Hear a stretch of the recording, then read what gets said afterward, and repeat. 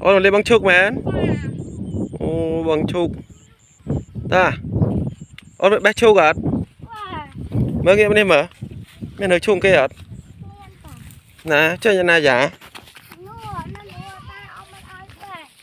Đặt cho hết, chơi lương. Mình chơi lương á. Chơi lương.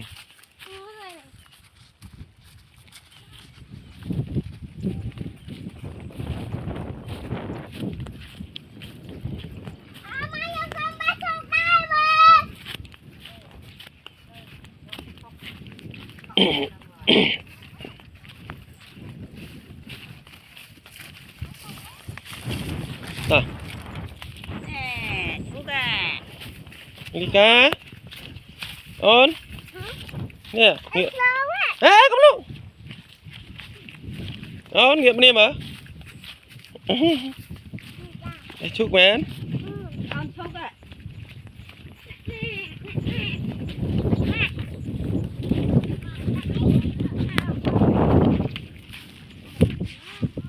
Ngục được bé chúc.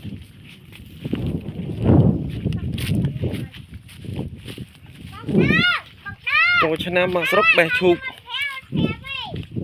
Chúc ban bằng lỗ có mối pon chiêng.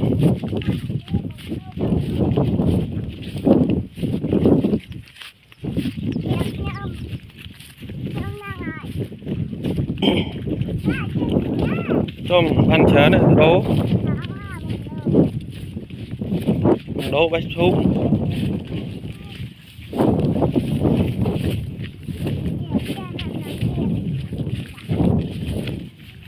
Đố đã bé chúc này, bên đây bé chúc hả? Môi à? Ô bé hàm xe à? Xe nè. Xe nè. Ô bé là trong ở lính. Ta. Để cầm cho, chơi lưng.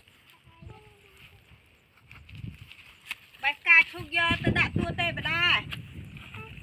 Bài ca chúc tua tê bà đa. Chắc khăn lại bài nào bởi? Thế nè. Chứ anh đi ở tầng không mày. Không mày được ta.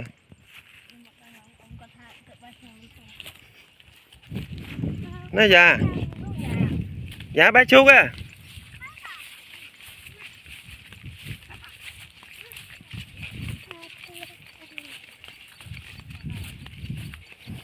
Đây ta.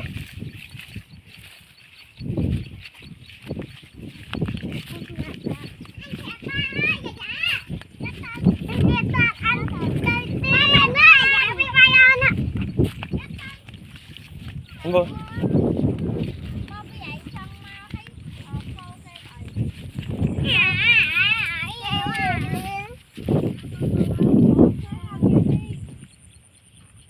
Phải xong trước rồi.